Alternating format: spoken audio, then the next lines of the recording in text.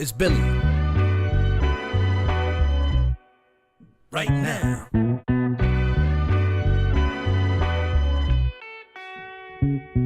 Yo, what if I got attacked by the clones?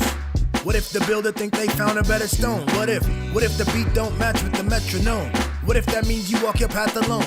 Call me a vagabond. If all these streets leading to Rome, then wherever I lay is my home. It's Brooklyn, boy strong. I manifest, I'm in the zone. Y'all silly better back up off my throne. Listen, boy nice, better give him his propers.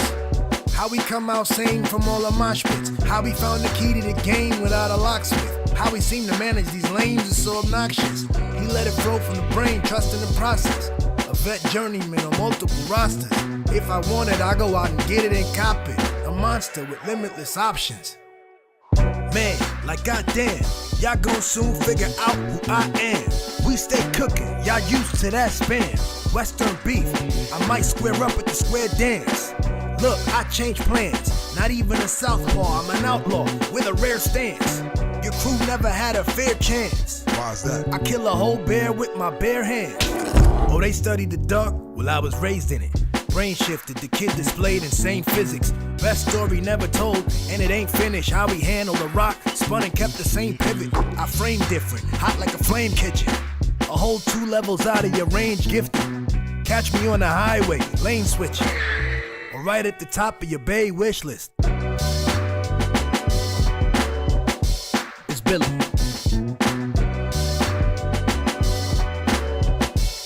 Right now. It's Billy.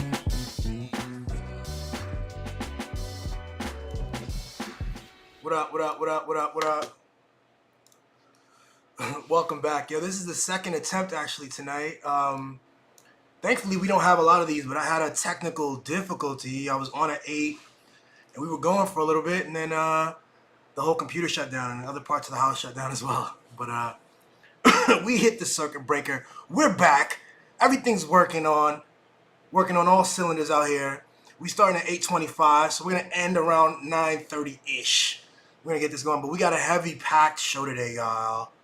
I'm gonna try to start over, but it'll be worth it. It'll be great. Today we talking about creating and manifesting. Ooh, it's gonna be good. I'm excited about it. Before we get into that, how was the last weekend? I hope everybody's weekend was good. I hope you're able to find joy and love around you and find things to be grateful for in your surroundings. And to find those places and to lean into them and to actively look for them and be engaged with those things, because I know that they exist in even some of the darker places, but I hope that everyone's doing well, okay? It's March 27th, 2023. This past weekend was a great weekend for me and Sheba. Our friend, Sheba's friend, who is now my friend, Sakura, she's awesome. She comes by and hangs out every now and again. She's an artist, and I've talked about her before. We talked about conscious eating. Is that the phrase?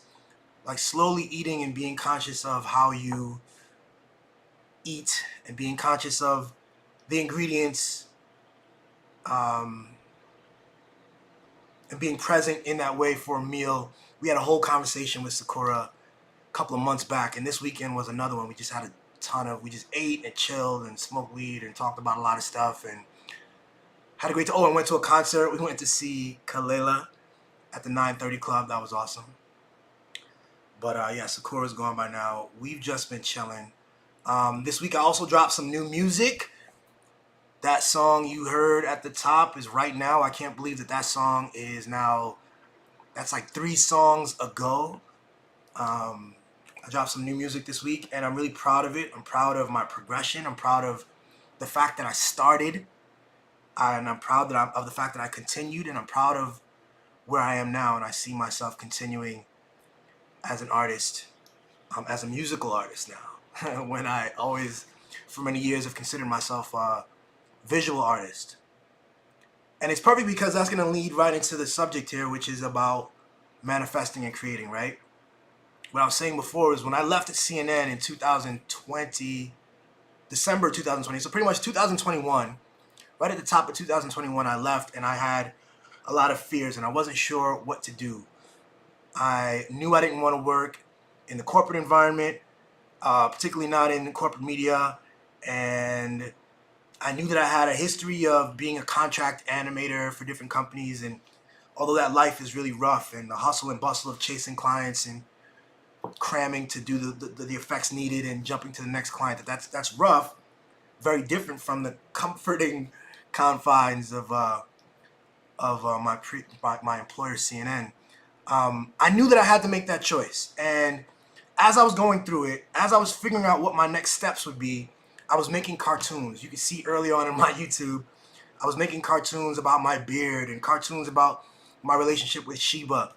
I was making cartoons about, you know, some of my favorite films like The Last Dragon and all this stuff. I kept finding ways to say something. I knew I wanted to use my voice now that I was free and independent, but I had certain places I wouldn't go.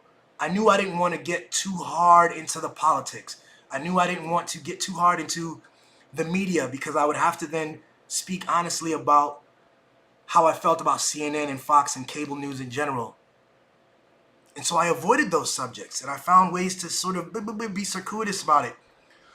And I did that for a couple of months, and then somewhere I made a choice. Oh, I also started to get on. I knew that I needed to speak live, so I started to go on Instagram Lives and speak. I said I wanted to get more comfortable. And before I actually did the Instagram Lives, I would film and then edit them. I'd take them home and edit because I was so nervous about making a mistake while live. You know, this is just my thought process and my mental space as I was trying to navigate my newly found independence. You're still being bombarded with a sense of who you are. You're still burdened with a sense of the previous condition, which was buttoned up CNN producer. When I started to talk live one day, I said I'm going to go live, and I knew I wanted to do it live, so I didn't have an opportunity to make any edits or to change anything. I said I want to talk about CNN and the reasons I left CNN. That video is on my Instagram. It's also on my YouTube. I think the title is Why I Quit CNN After 5 Years. Yeah. And in that video, I said something that was really powerful and potent and important. And it's been important. It was important at the time, but it's been important for me to then be able to be free to manifest everything that I've done since then. And it will be important for the future as well. And the quote, what I said at the time was, I don't live in a world where I can't speak my mind. I don't want to live in a world where I can't speak my mind. Further than that, I don't live in a world where I can't speak my mind. And I remember that. And I look back at the video, I watched it a couple of days ago, and it reminded me, I think that was super important for me to be able to do. And I want to say at the time it was very scary. Sheba can recall this. I was super concerned with like income, obviously. And I was concerned, we had just gotten married in March of 2021. I left in January. We got married. We moved out here in February of 2021, married in March. Like I said, the cartoons were like, okay, I'm going to kind of try to get into a fun space and not talk about something that is near and dear to me. You know, media, politics, the condition of our world, you know, philosophy and discourse. These are important things to me. And I was immediately finding ways to subvert that, subdue that impulse and that intuition of mine, because I didn't want to burn bridges. I didn't want to insult any of my old colleagues. I didn't want any of that stuff. But when I said that in the video, and when I said it and meant it, I think it changed a lot of things. I think it changed reality for me. And that's what I want to point to here when I talk about manifesting and creating. Hold on, before we get, my baby says, the Lamb Vindaloo is worth the stream interruption. Sorry about that. You're a talented musician, man. Yeah. Thank you, baby. Um, I um, I think it changed the world. I think it changed everything for me because, you know, I think it's possible to think of myself differently. Let's say that time I made different decisions, either to stay at CNN or to continue in the independent route, but to stay away from politics, stay away from the critique that I have, in a public way. I would just be a very different person. I would still have those fears and I would still be operating within those fears. And it's a wild thing.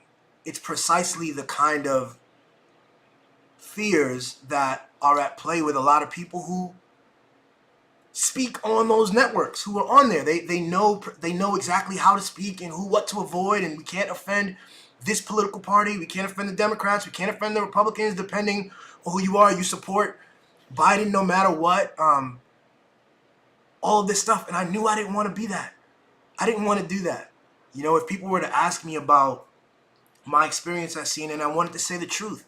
People wanted to, oh, you're a producer, or okay, they want to know your political leanings and your worldview. I want to be able to say what I feel and what I know without this anxiety. And I think that saying that publicly in that video was a big first step to manifesting the freedom that I currently enjoy, that allow me to make the kind of artwork that I make, the critical artwork, critical of media, the stuff I get to write directly about the problems that I've noticed in the media, make cartoons about it, mock the actors who pretend to be journalists, let's say, like a Tucker Carlson, these kinds of things. And even in the most recently, this rap I did, first person, I'm gonna play it at the end of this, where I get to talk just with a candid honesty and rawness about the state of things, what's at play. It took that choice to stand in the best version of myself that I could think of at that time, to make that decision, and then to stick with it. Because once I said it publicly, I realized, okay, I'd freed myself up. It's kind of like, sitting, the world tells you there's these things that are taboo, and then some people are in those taboos and they operate within those taboos. Well, you realize that those taboos aren't necessarily, depends on what we're talking about here, right? There are things that are fucked up in taboos, but there are certain things that are just absurd norms, and you get to choose, you get to manifest your life, you get to choose whether you want to abide by those things and then live by those strictures, live within those confines, or to do something entirely different, to do something that actually serves you and is in accordance with your best aspirations and your intuition, your hopes and your goals and your truth. And I feel really lucky that I was able to do that. And that example is just the first of many of like what I think I'm pointing to when I say the word manifesting. I'm talking about stepping into oneself, is you stepping into the version of self that your intuition guides you towards. And for each of us, this is a very different thing. I made that video in 2021, the video where I talk about why I left CNN. And I did it with a little bit of a treble in my voice, little nerves, because as I said, oh no, I'm burning bridges here and this and that. But I did it, and I said it, and I stepped into it. 2 years later, recently, Brooke Baldwin of CNN and Anchor, whose name has been synonymous with CNN for a long time, she left and she came out with a video saying the same thing, essentially saying that something is wrong with the news media and she's glad she's out of it and that things need to change and all this. And I just think it's interesting how that works. Back then it was when I came out, I was nervous and awkward to a degree. I think Brooke probably was to some degree as well, leaving this old version of self and choosing to walk into her truth. Um, but the more of us engage in that, the more of us step into our truth, we actually, there's an interesting kind of thing that goes on. This is where this manifesting stuff gets into the realm of the spiritual. This is why when I first heard the word manifesting so many years ago, it was around that book that Oprah was plugging, The Secret, so many years ago, and I never read that book, and I was suspicious of it. I was suspicious of all that stuff related to manifesting, because the word manifesting implies a kind of woo-woo, new age, new religion thing that I didn't have much respect for, and I thought was a lot of potential grifters or people selling something. The idea that we can access a power to change the world in our favor. It reminded me a lot of the way people talk about prayer and this and that, and you can just kind of ask for stuff and it'll come to you. Obviously, that's super simplified, and that's not accurate. But I do think there's something there about manifesting, and I know that I've been engaging in it, and I've been working at understanding how it works for myself, and I've been having increasingly interesting and quality results. I've been going through difficulties as well, and that's what this episode is about. It's about to try to share some of that.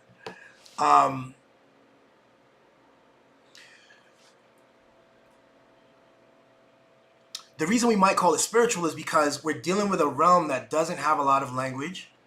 It's not something that is an accepted science. You know, there aren't textbooks teaching this, but there aren't textbooks teaching a lot of things. At the end of the day, being creative and manifesting comes down to an awareness of just how powerful we are, an awareness of just how little we understand about this experience that we're in. You know, we are not just, we've been taught sometimes we can talk about ourselves in such a way as to think that we are just the ancestors of monkeys, or the evolved ancestors of monkeys, or that we're just sitting on this floating rock and we're just here.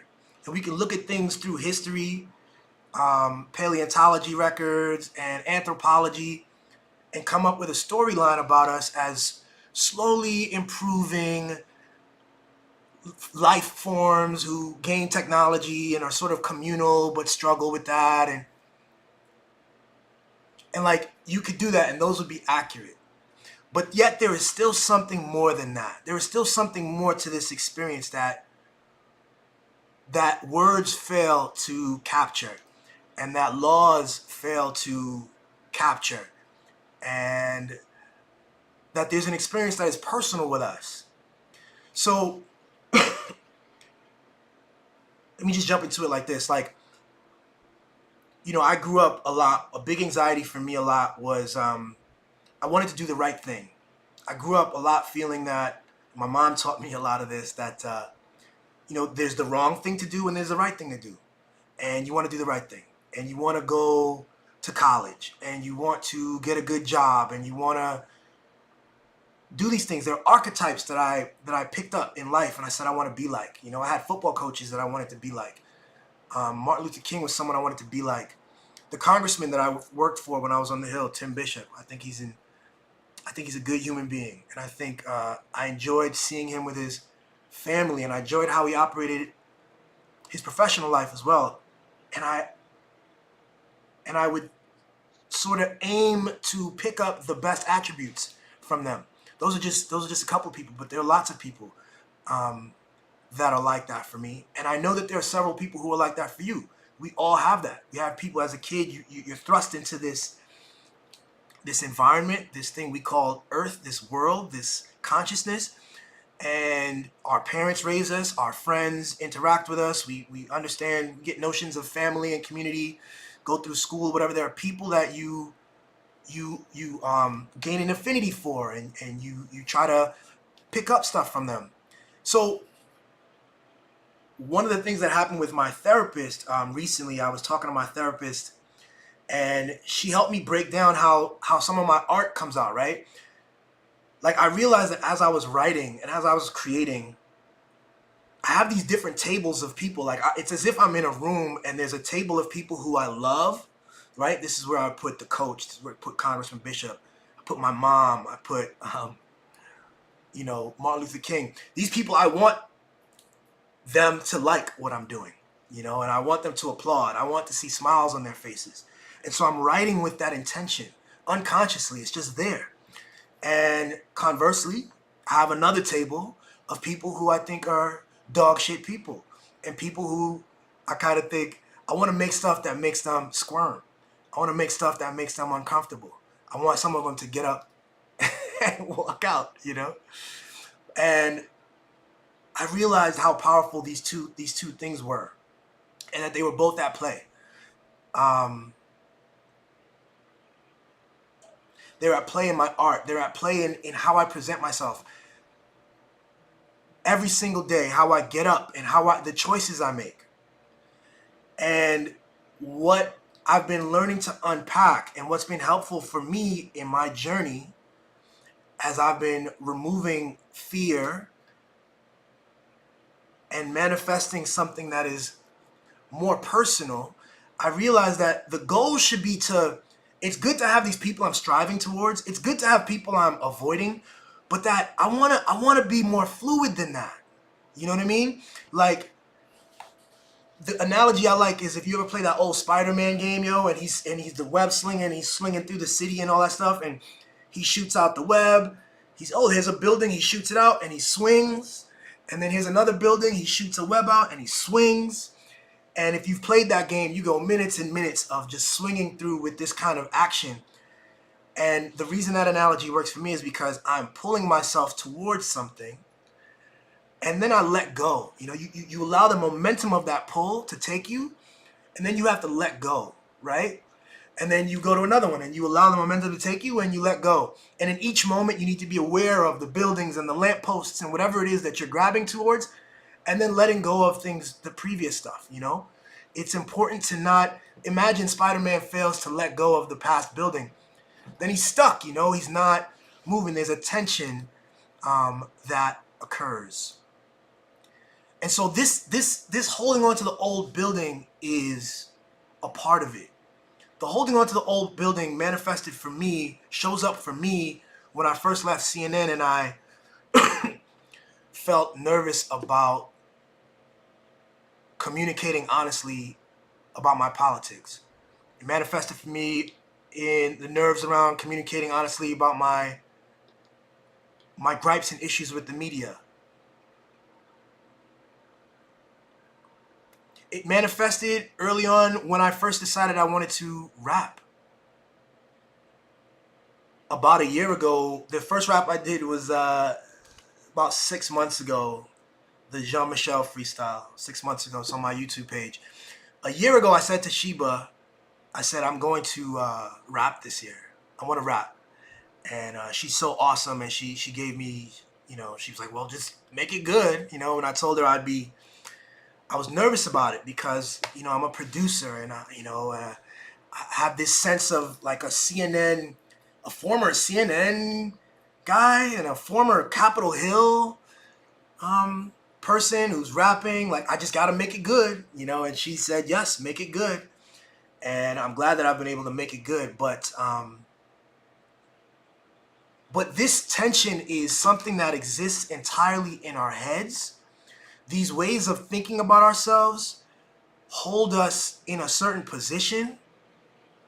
These identities, these archetypes, like I said, whether it's me trying to be more like Martin Luther King, for instance, if I attempt that, there are ways of behaving that I will put in a category of not that, and that I need to avoid. Same thing, being buttoned up as a corporate person. There are things you start to create your identity around yourself to match with the surroundings and to match with your sense of identity. And that video, again, saying I don't live in a world where I can't speak my mind, put me in a frame where I started to speak my mind. And I started to notice that speaking my mind doesn't have the crazy effects that I thought it would have. That the things I have in my mind are actually worthwhile and smart and meaningful and correct and helpful and good. And I don't have to be fearful of them.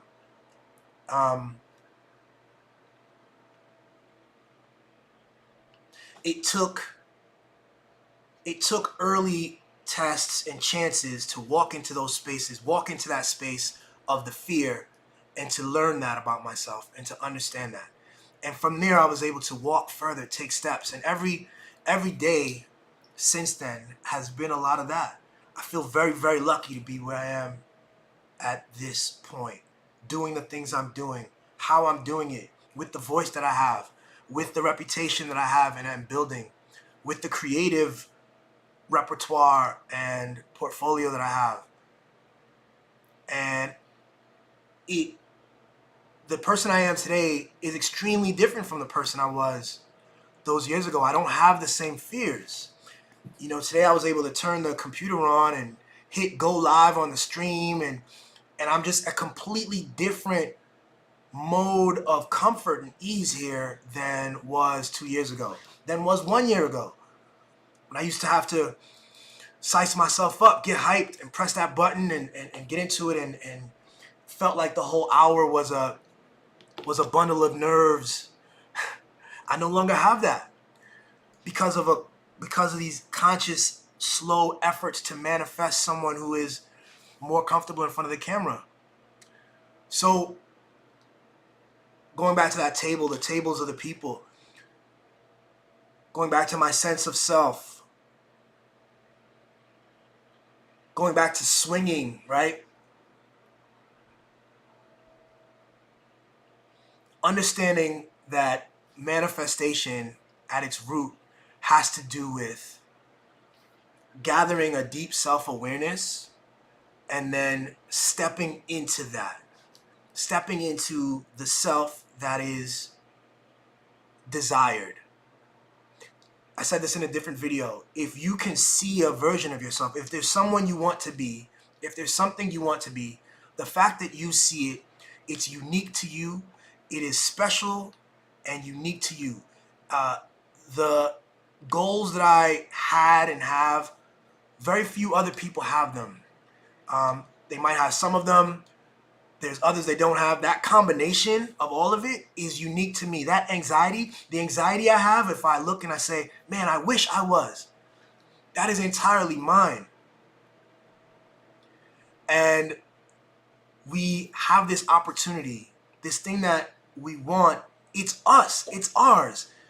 The more we step into it, the more we step into that gap, that distance between you and that thing, the more we come to realize that you were always that thing. You always had it in you, but that there are steps and processes to getting to whatever it is, depending on what we're talking about. If it's something big, if it's something really consequential and massive, it might take multiple steps. There might be skills you need to pick up on. There might be, you have to take a serious look at yourself and a serious look at that thing, and simply every day choose to do what that thing would have done or would be doing. Do what that person would be doing. And have faith that this is enough. The faith comes in part because, especially if we're talking about something big, if we're talking about something consequential, it will take multiple steps. It can take time, and you need to be ever present and ever active.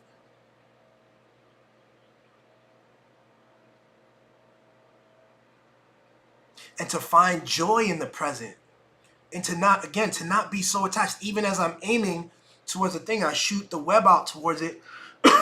I'm not transfixed on that thing. As I walk towards myself, I realize that now I'm in a new place. It's not quite the future place that I'm aiming towards, and it's not what I was a moment ago. And so what do I do now? And then take that step. And then what do I do? And take that step. It's releasing attachment to past versions of self, as well as to the future self.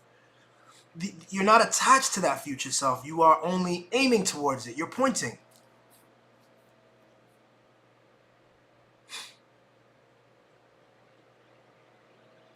And to be comfortable in that process, and this is where gratitude comes in, because you need gratitude in order to find the energy to keep going when this thing gets difficult. And again, depending on what we're talking about, it will get difficult.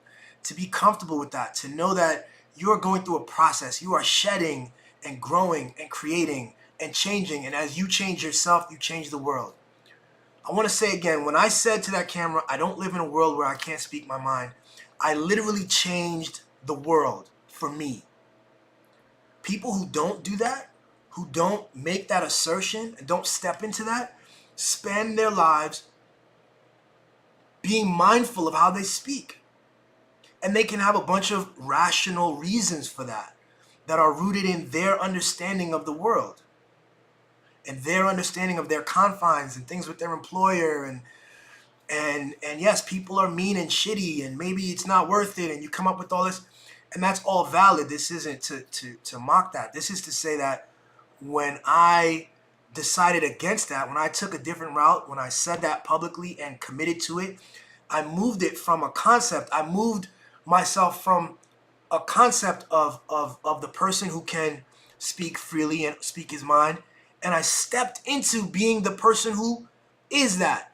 And it didn't stop with that video. After that video, I had to then practice that truth every day going forward. And it's been crazy. It's been anxiety producing, anxiety ridden. Sheba can attest to, like, there have been days where, especially no longer, but in 2021, I spent some times on this very couch behind me, just like curled up, stomach churning, wondering if I had made a mistake, wondering what it meant. By the time I had left CNN, people were like, "Oh yeah, well, I'll keep you posted with this person, and these people have nonprofits, and you can get some work from this and that." And by stating how I feel about CNN, did I ruin that? Did I, what am I doing here? And I'm looking at my savings get depleted, and I had to go through a whole process to rethink and be present and focus on what I can actually bring into the world. And once I had said, okay, I'm a creator, I can create whatever I want, I've given myself license to speak however I wish. Well, shit, let me talk directly to this thing, because this is meaningful to me. The media as an institution, the politics around the media, the challenges around the media, this is important to me. So let me speak into it. So because I had done that, I was able to do that video, which was manufacturing reality, which was kind of my first big video that I did once I left, talking about all the three cable companies and how they manufacture reality. Found that voice, and from there was able to talk about all kinds of other things from there.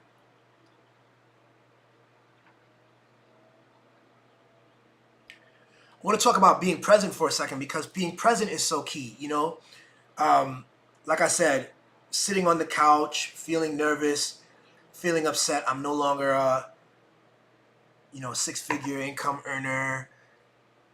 All the pride that my mom got from that, and from the titles and this and that. I had to get present. I also didn't have, there's certain things I didn't have. I didn't have a studio. I didn't have connections into, the old connections I had, where I was before CNN, I was a animator for hire, and I just had lots of people, every week somebody was like, "Yo, I need an animator for this project." And I was really well plugged in. The time at CNN took me out of that. I wasn't plugged in any longer, and I spent a couple of weeks lamenting that and feeling sad about that, worried about that. Being able to manifest requires shedding that and being present. And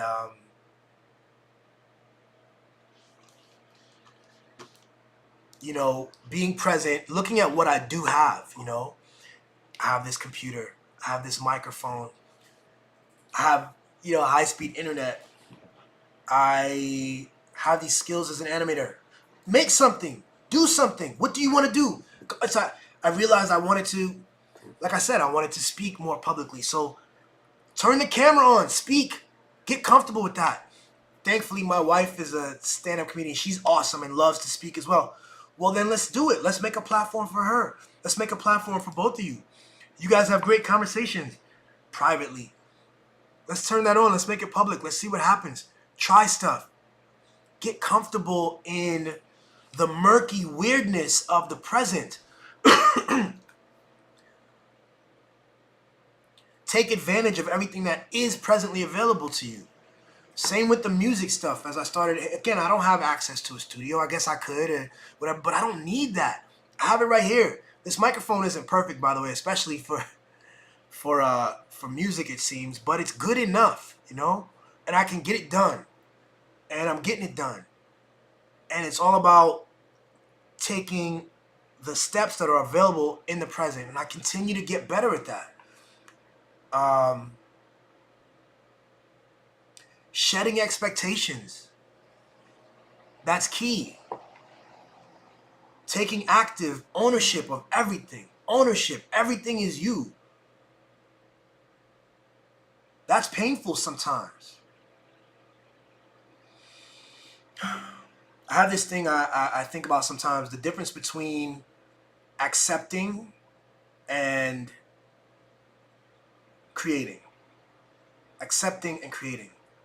I think it's a thin line, actually. I talk about how, for instance, Donald Trump tells himself that he's a self-made man. Lots of people do. Self-made billionaire. There are people who talk about themselves this way. And of course, that's absurd. They're not self-made. Their billions, whatever they've created, is the product of a whole bunch of stuff. They've done a lot of things. They were active. They made choices. Maybe they're smart. Maybe they're clever. Maybe they're good organizers. Maybe they had vision. But at some point, you're pulling in other people and you are engaged in a group effort. And whatever you were able to pull away from that, whatever profits and spoils you were able to pull away, those are yours and congratulations. But the notion of having created yourself, of yourself, from yourself, pulling yourself up entirely from your bootstraps is bullshit. Especially for someone like a Donald Trump, who we know got like $1 million loan or grant from his father, and whose father had laid the path for him to have access, the Rolodex, the access, the know-how, the institutional knowledge of real estate in New York City. His father handed that down to him, and he received that, and he took that and then made something else, and he calls himself self-made. I compare that to some of the people I know in life, for whom life brings different challenges, and they talk about themselves very differently. They talk about their lives as having been received it. This is just things happen, and then this happened, and then after that, when I was 7, this happened, and then this happened. And they string together a story of these things that happened to them. And then at 20, I tried that, but then this happened. And then this happened. And these are two separate and different ways of speaking about yourself. But I want to say that they're both wrong. Donald Trump for sure has done work to manifest his life the way that it is. He's made decisions, but as I described already, he was the recipient of quite a lot of external benefit and privilege. And other stuff. There are things I don't know that, challenges in his life as well. He's weird looking, it's not great.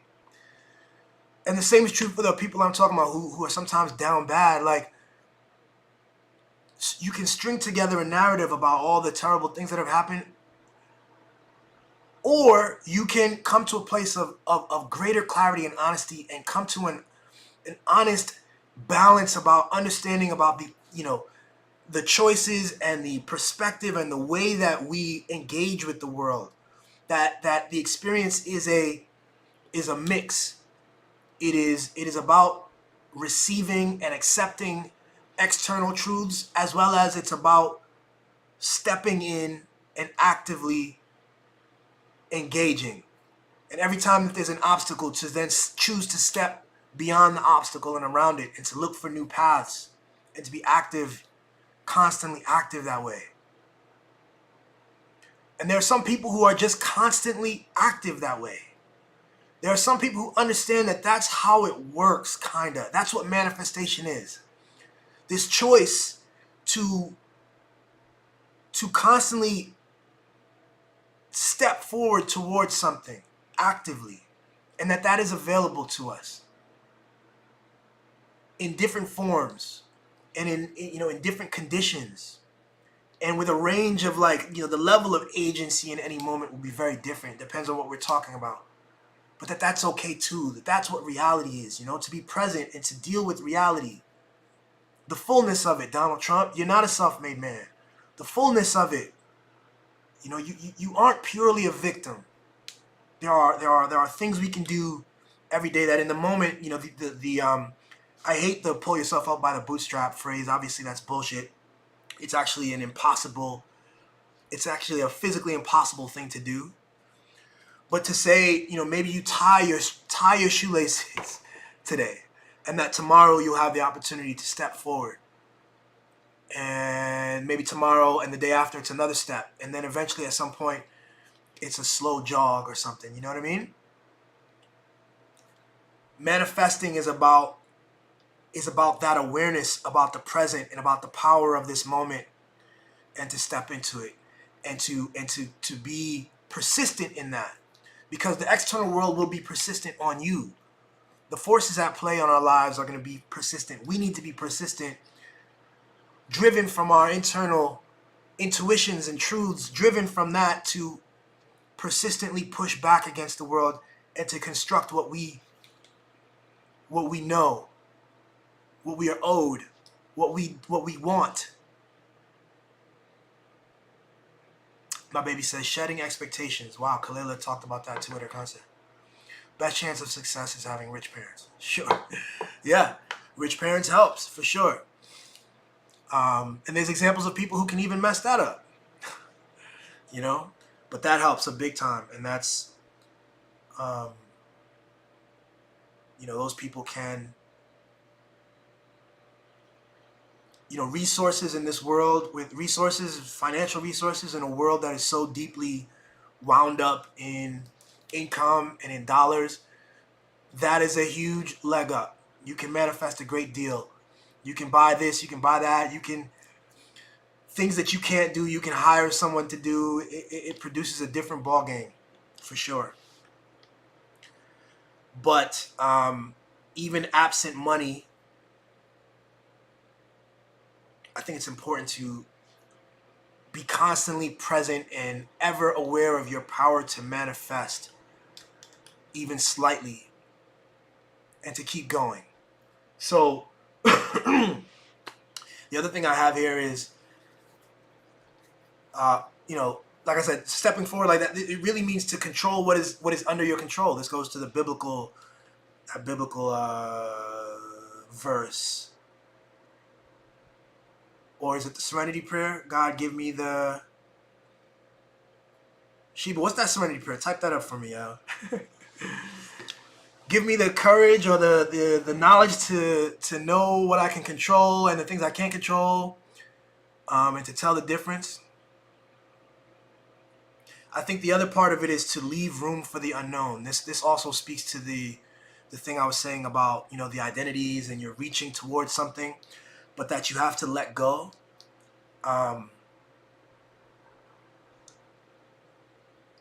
When I first started this, I thought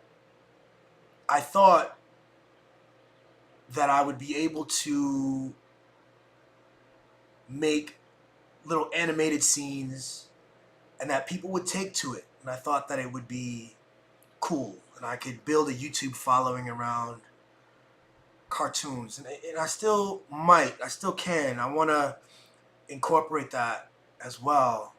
Sheba says, God grant me the serenity to accept the things I cannot change, courage to change the things I can, and wisdom to know the difference. Exactly.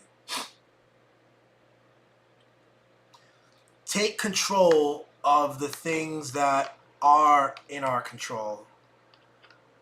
Let go of the things that aren't in your control. Leave room for the unknown. I had to notice that doing apolitical cartoons was not my space. That wasn't speaking to my heart. It was creative, and I was having a degree of fun with it, and people responded well to a degree, but your best stuff comes from the stuff that your intuitions are calling you towards, again. And as I stepped into this like independent animator Billy, I needed to constantly be present and aware of the intuitions, and to allow for that creative anxiety to take me, to let go, to not try to force myself away from this thing that was obviously so pivotal for me. It seems clear to me that any success I'll have in the life going forward has to include the totality of who I am and my experience. My anxieties and traumas as a child, my experiences, as a football player, as a young student athlete, on Capitol Hill, in independent media, in activism, in corporate media, and to now. The lessons I've learned and the critiques, and to engage with that was important. And so I had to move and include that.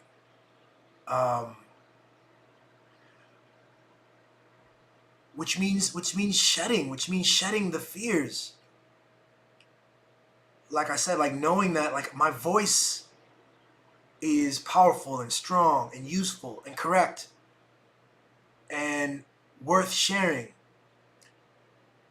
I've come to realize how important this is, and this is why I share it so much when I talk about how we need to be active in building an alternate ecosystem of media through talking to each other through social media.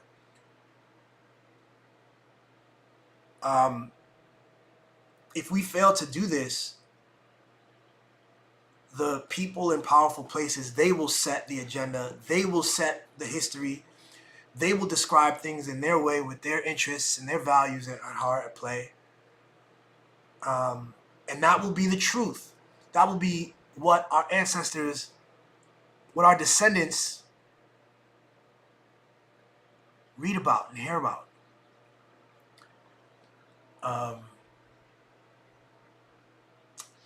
And we need to sort of be active and engage in something different, in something truer. I think the concept of identity is super key on this, though. That's why I want to sort of have everyone, sort of imbue everyone with the sense that, journalist, truth teller, storyteller is already a part of who we are. It's already present, like I was saying earlier. When you see this vision of the thing and you want to walk to it, the things that stop you are a bunch of stories about yourself. It's not that it's not that this version of you doesn't exist. It exists. It's there. It's calling to you. That's why you're thinking of it. That's why you wish it was. You wish you had this. It's there, and it's simply a matter of, once you realize that you have defined yourself in such a way as to carve yourself outside of that thing, that it's up to you to carve yourself back into it. Is to shed the walls and barriers and the separations that are preventing us from actualizing that vision, that internally driven conception of the good. It's entirely ours. So identity is key, because I mentioned in a different video, I had a conversation with a friend of mine. I mentioned this back when I was doing the Instagram lives. A friend of mine who complimented me on leaving CNN, and he was seeing some of the moves I was making, and he was like, "Man, you move like a white nigga, yo. I like how you move, bro." And he thought that that was a compliment. He thought that he was complimenting me by saying I move like a white nigga.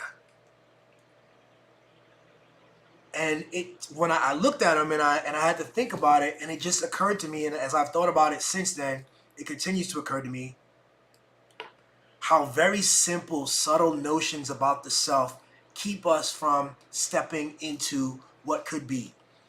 And so when he says I move like a white nigga, I find out what he means. He means that I move with confidence. I seem to do what I want. And he has put those attributes outside of himself as a black man. He sees that as something that white people do. And I don't think that he's alone. I think that there's something about identity that is interesting and fun and worthwhile. Our identities are a natural part of the human expression and experience. And at the same time, they can be massive burdens. They can be equivalent to Spider-Man still holding on to the old building instead of slinging to the next one. There are certain attributes, ways of being, ways of speaking, ways of approaching life that are inherent to our concepts of being black or being a man or being white or being a woman or being straight or being a producer or being an animator or being any of these things. And these labels, these identities, these concepts, these words can serve as anchors. So one of the coolest things about manifesting is this challenge, and those who manifest well are people who have the capacity to detach from those assumptions.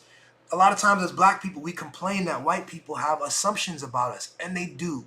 They look at you and they make assumptions.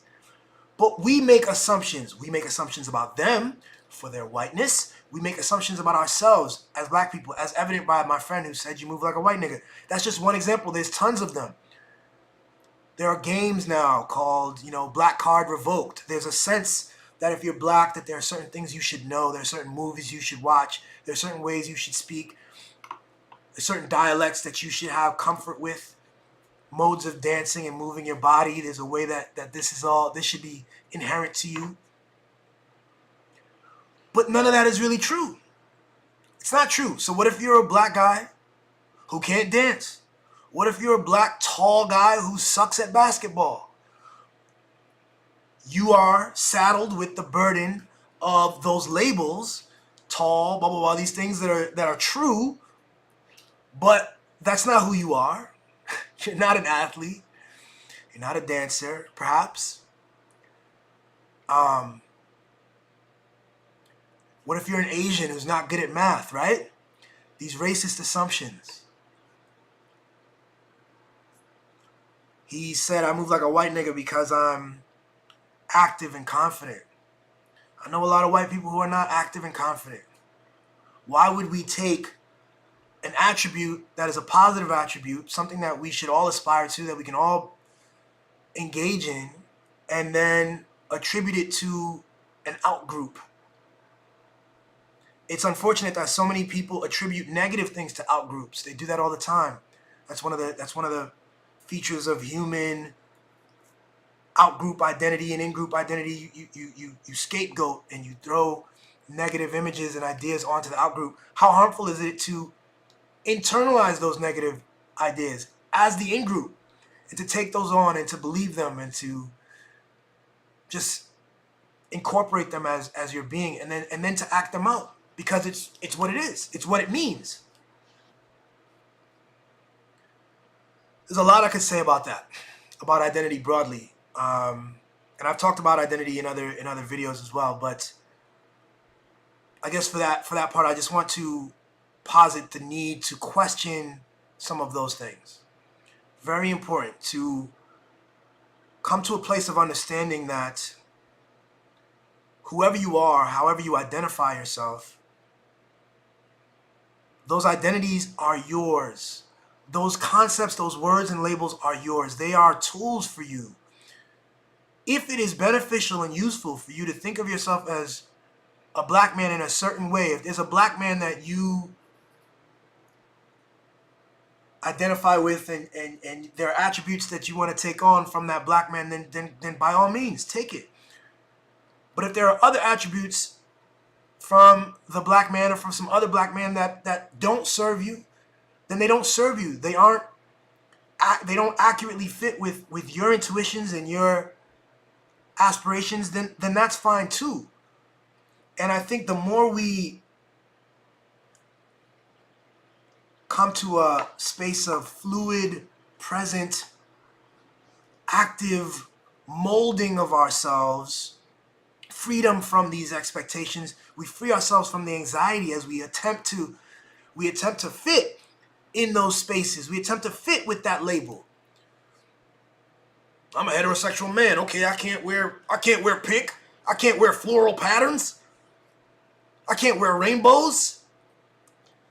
Even though rainbows don't denote anyone's sexuality, it's obviously the rainbow is a symbol that the LGBTQ community has taken on, but that rainbows pre-exist LGBTQ movements in this country.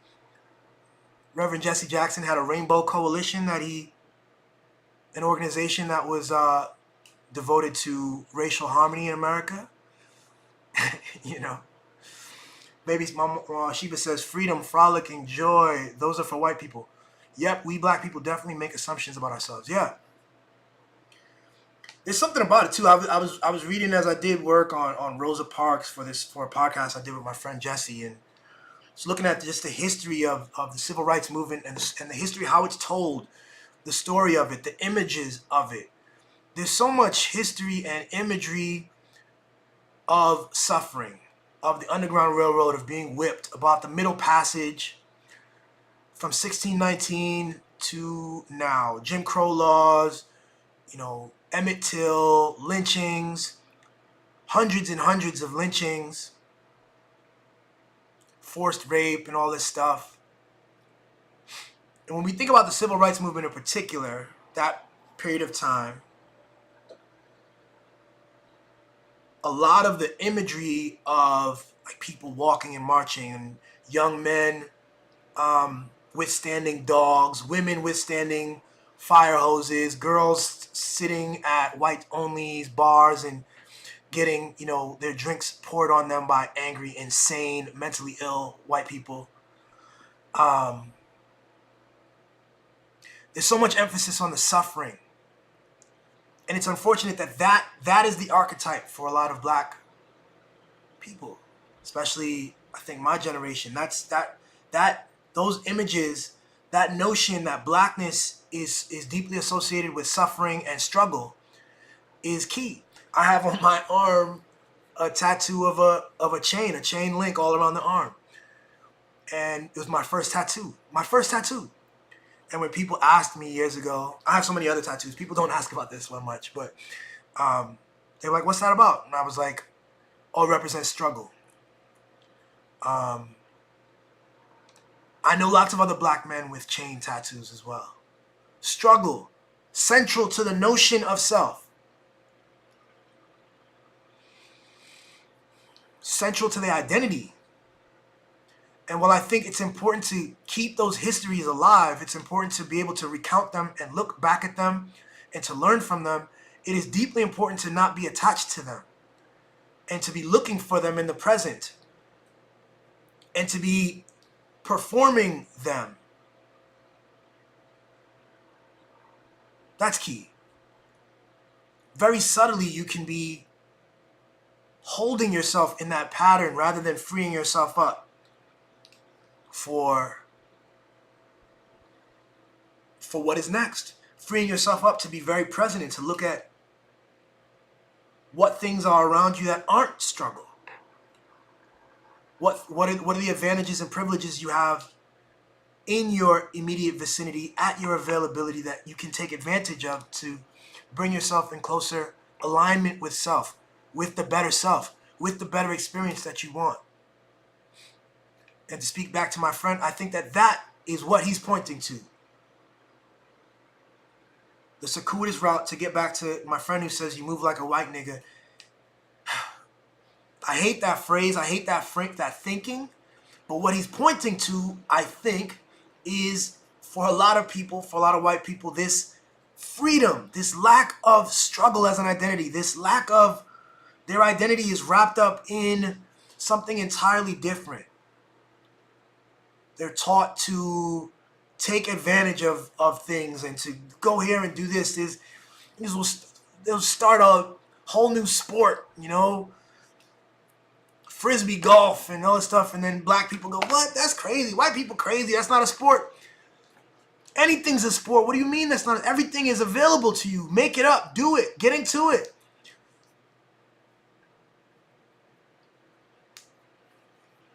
You can manifest it. Nothing is real. Everything is made up. And so make it up in a way that is advantageous to you. That's the crazy thing. That's the power we have. That's the subtle thing. And it I could talk about it in a way that's very mechanical. That is to say, do it. Just do it. Do it. So I can remove the woo-woo from this and just say, do it.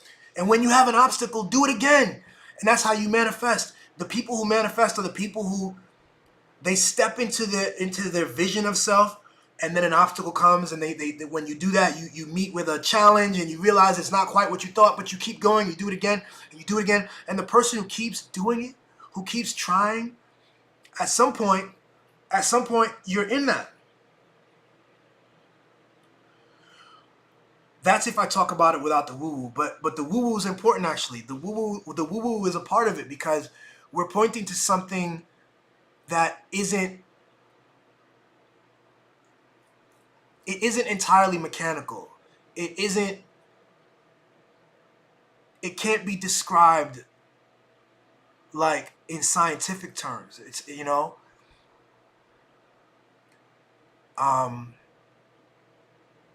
we're pointing to the vast complexity of this thing we call life, and our space in it, and our capacity to mold and shape it for us and for our advantage. But that it's never going to be perfect. There's no such thing as perfect.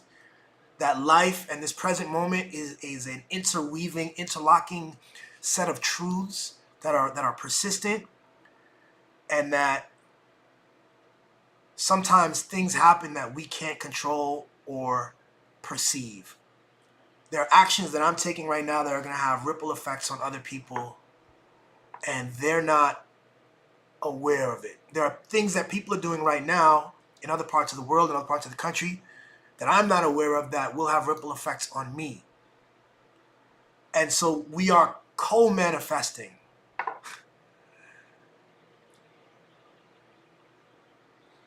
And the way it works, if done with integrity and with love, you can co-manifest and arrive at a place where people are all sort of molding and shaping things, and we create a world that serves each of us as we do this well. But if we do it from a place of that lacks love, a place of immorality and violence, you end up with something like slavery. You end up with oppression. You end up with groups of people taking reins of power and imposing their will on others. Manifesting.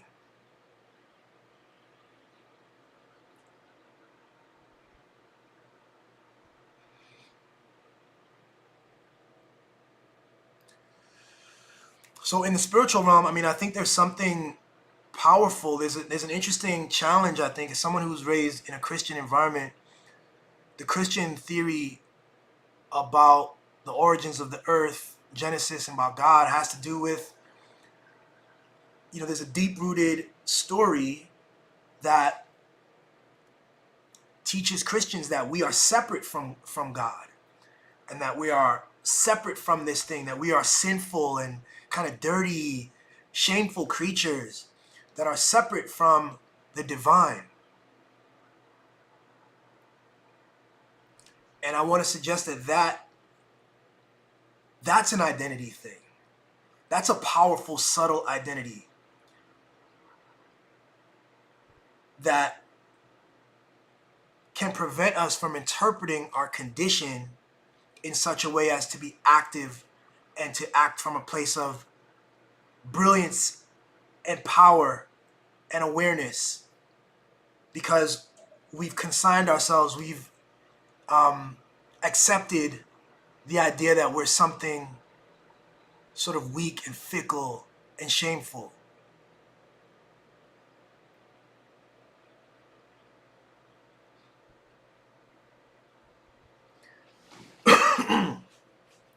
When some people say that they are God or whatever, that used to really, like Kanye used to say, I'm God. I remember, like, a little weird, the word blasphemy was something I might have said 10 years ago.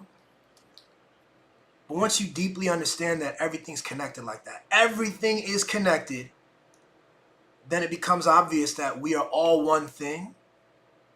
And as I said earlier, the choice I make not only affects other people and ripples other people, and so there's that connection as I've described, but as I said earlier, the choice to say that the world functions as I say it does changes my world, it changes my approach to the world, it changes who I am.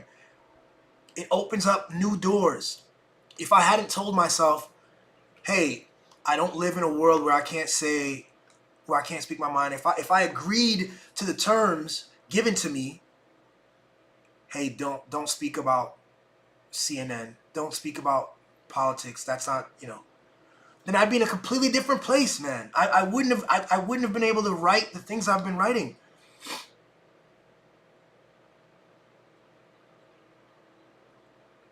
Or create the things I'm creating. I'd be writing with that conscious intention. And it would feel logical to me. It would feel intelligent even. It would feel like the smart thing to do. To write and only criticize the Republicans because I'm on the Democrat team, and I want to curry favor with those people because those people have the access.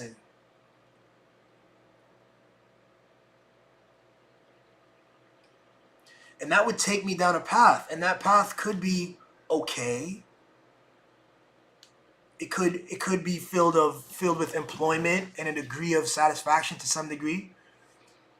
But I know myself, and I would always be holding that thing back. And I believe dearly, I believe with all my might, and I'm testing it. I'm living through this as I'm pointing through this, as I'm attempting it. I'm living through the process of shedding that and being entirely interested in what is true, being entirely interested in what is true, and listening to self and engaging with that and creating from that instead of from a place of fear and trying to align with all of these worldly institutions. I just think you manifest in either case, but I feel like the real power comes from the freedom to manifest from an internal, self-driven place. And I'm so lucky to be more and more often in that place. I have my anxieties. I get nervous sometimes. I get down. I get very down sometimes. I'm grateful to have a wife like Sheba, who is just super supportive, and she reminds me of who I am. I wish everybody had that.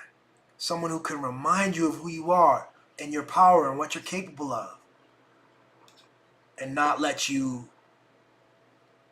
settle and become distracted by these things.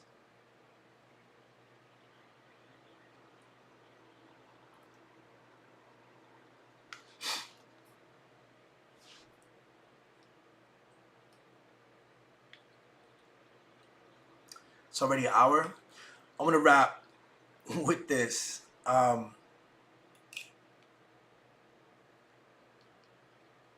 been talking about this. I've been doing stuff with my media center on my website.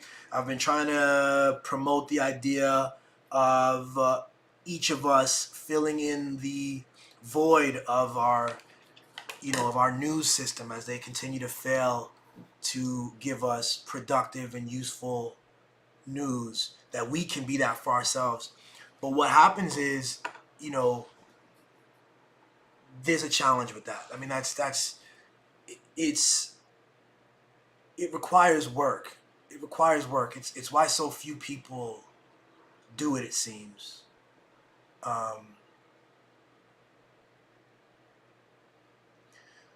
But I think it's deeply important. And I think the world that we're pointing towards, that we all want, the world where there are fewer kids getting shot up in school, where there's fewer distress and people, fewer instances of hate up and down the country. All that comes from these divides, and we have so many people who are invested in division, who are invested in conflict. I've spoken at length in other videos about how conflict produces money. It can be monetized. Huge, powerful institutions can be built from conflict. But that, our opportunity lies in our own ability to harness the power we have within each of us.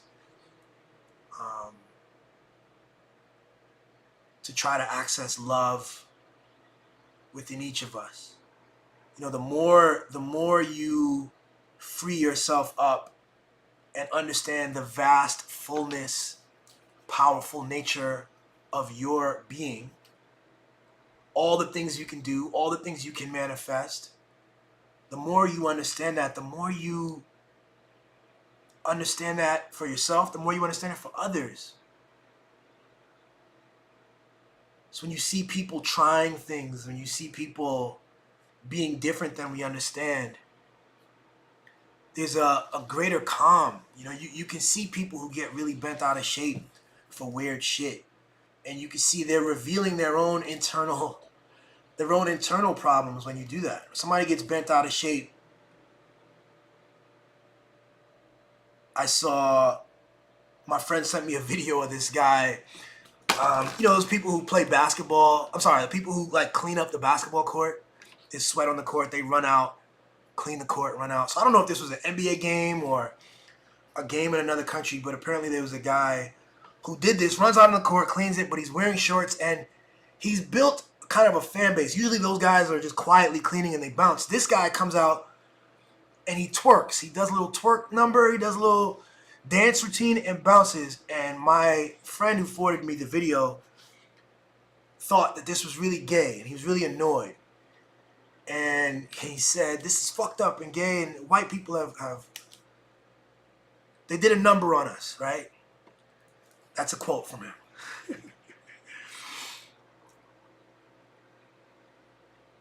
And all that does is reveal his internal working. It reveals the limits of what he knows he can do. He knows not to twerk. He knows that he needs to present in a very masculine way. These are anxieties that he wakes up, very unconsciously, because he's an older person at this point. He's developed this stuff over years and years. These are the limitations that he puts for himself, and he expects those limitations on other people. He expects other people to abide by the same limitations that he burdens and enforces himself on. And then you go and you see a free person who goes in and is doing what they want, and you project all of these things that you call negative attributes. You project it onto them, and it angers you, and then you send out the video to everybody, and look at this bullshit.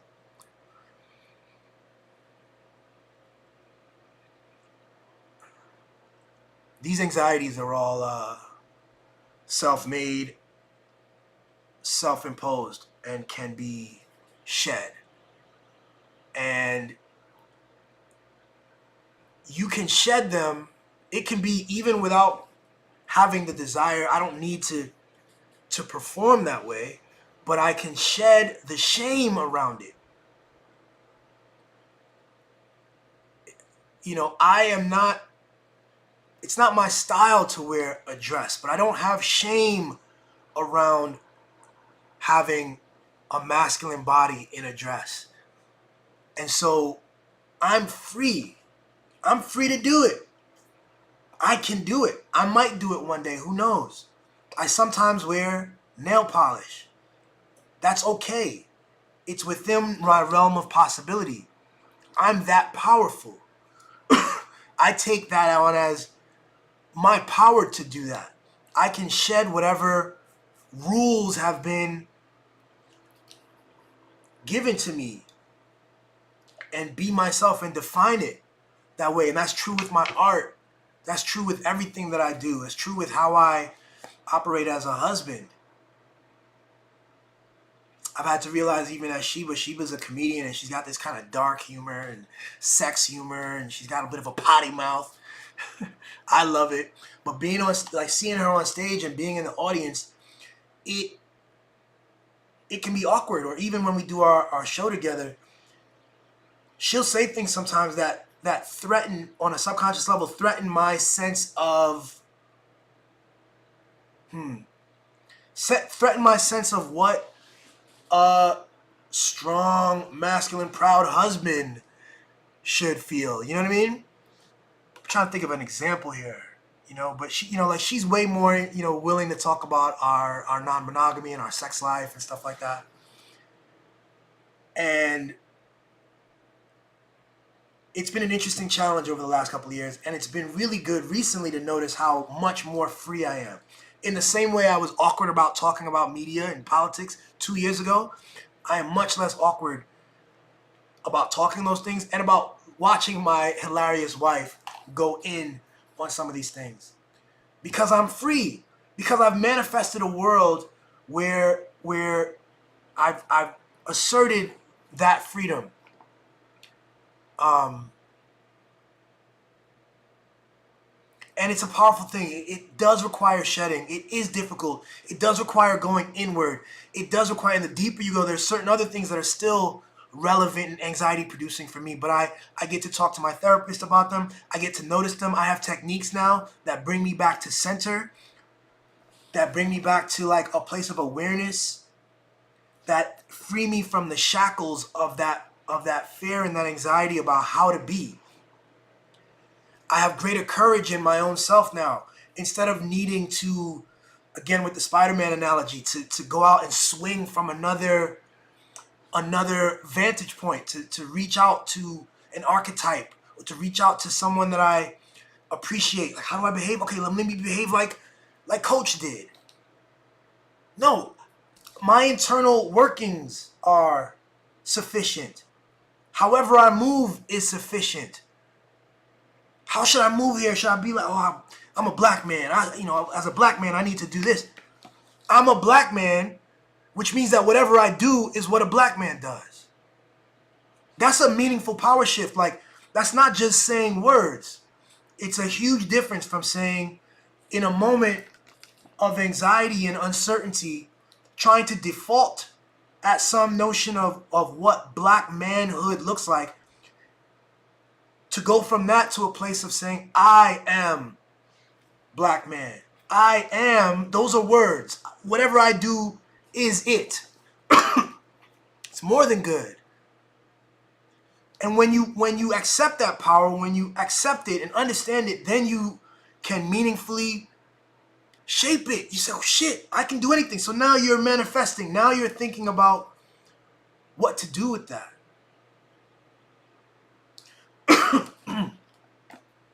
I think it's deeply powerful. And I've learned how important it is, how important and valuable my voice is, and how important and valuable, every move I make is. And even on this, I said, like, when I first started, the anxiety I had around getting on this, sometimes talking live, like anxiety around pausing. I'm like, oh, I need to make sure every minute has something. But now I'm in a place where I pause. This is my show. This is how Billy sees it. This is my show. I can do what I want.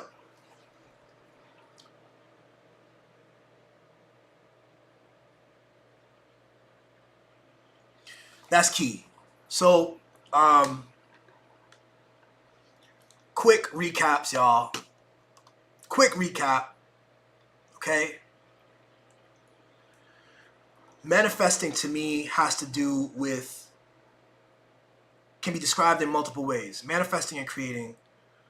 If I take away the spiritual, religious, woo-woo stuff, it's simply a practice of believing that you're powerful and stepping into your preferred best self at every moment and choosing it over and over again. When you step into it, you come up against these obstacles and you choose it again and you choose it again, and you continue to act. You continue to actively be that person that you want to be. Eventually, things give way and you become that and you are that. That's how it works. If I bring back the woo-woo and the spiritual stuff, then I realize that that I am one with the world, that every choice I make, that my internal workings are reflective of the external world. Every choice I make has ripple effects on the external world. The stronger I become, the more resolute and internally guided, and the more I get a sense and a grasp of who I am, the more powerful I become in the world. I continue to step into myself. I tell myself when I leave CNN, I say, I'm not going to be someone who has to think 3 and 4 times about what to say politically. I'm not someone who's going to have to find euphemisms and shy away from talking about my views on the media. I say that I don't live in that world. And from saying that and from believing that and stepping into that created a whole other thing, created an entirely different path for me. And that was one thing that I had to overcome. But for each of us, we each have these assumptions and ways of thinking about ourselves in our spaces, ways that might feel logical and smart and appropriate and safe. But really all they are is more familiar. And so we each have these places that are familiar, but we also each have these things we have visions and a conception of the good that is often outside, as a version of you that we're aiming towards, that you can go, man, I wish I want to be more like that. And the more you step into that difference between you and that thing, you come across these challenges and you start to realize that the difference between you and that thing wasn't real. It was a conception about the difference. And all you have to do is begin to be that. Be it. Be it and learn from the being. Learn, do it. Learn, be present. Now you're in this new place. You're not who you were before. You're not who you're gonna be. You're in this place. You're still the thing, by the way. It might feel like you're whatever. You're all of those things. You're all of it. But the way it feels is you're not quite this. Keep being yourself. Keep being it, and it has no choice but to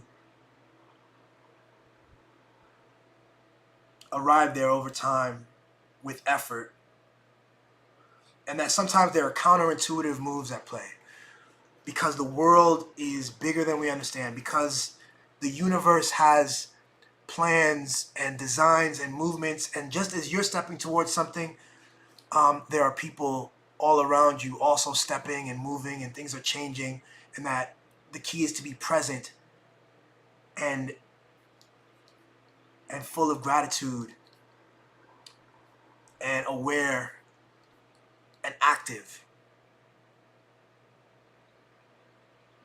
And that the world needs your voice, because in the absence of your voice, there are only other voices, other people who will misrepresent you and who will push things in their, for their advantage. So, manifestation has all these principles at play. You are deeply powerful. You're amazing. This moment is a gift and a blessing, and I hope we can all, find peace and gratitude and step into ourselves, step into our best selves, whatever that means for you. I can't call it. Much love, honesty and empathy. Man, this episode, I feel like I was all over the place, but I think some good shit came out too. Thanks for being here, and check out my wife on Friday. She's doing another episode of Black Bunny Hole. This time it's gonna be, who's she doing this time? Hold on 1 second. Let me just check. She's doing Gabrielle Union this week. Last week she did Jada Pinkett Smith. It was pretty dope. You should check that out. Thanks for this, guys. If you have any comments on this or any questions, or please leave it in the comment. Let me know. I'd love to hear your thoughts, guys. Okay. And I'm gonna leave y'all now with my new joint, my new music video. Actually, not the music video. Can I get the music video up? Yes, I can. Let's do it. Honesty and empathy, y'all. Peace.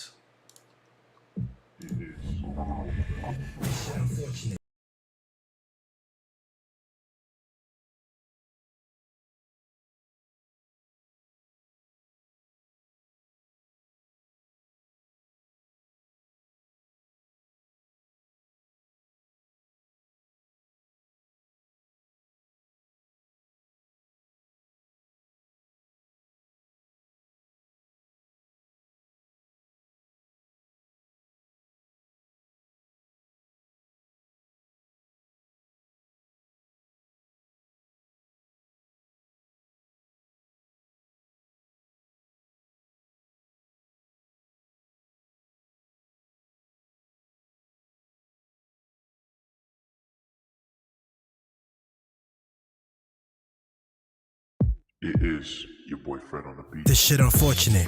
Tough talk, but ego porcelain. Daddy issues like children up in the orphanage. They peddle silly awful shit from corner offices. Get you a corporate gig, a dig, put your coffin in.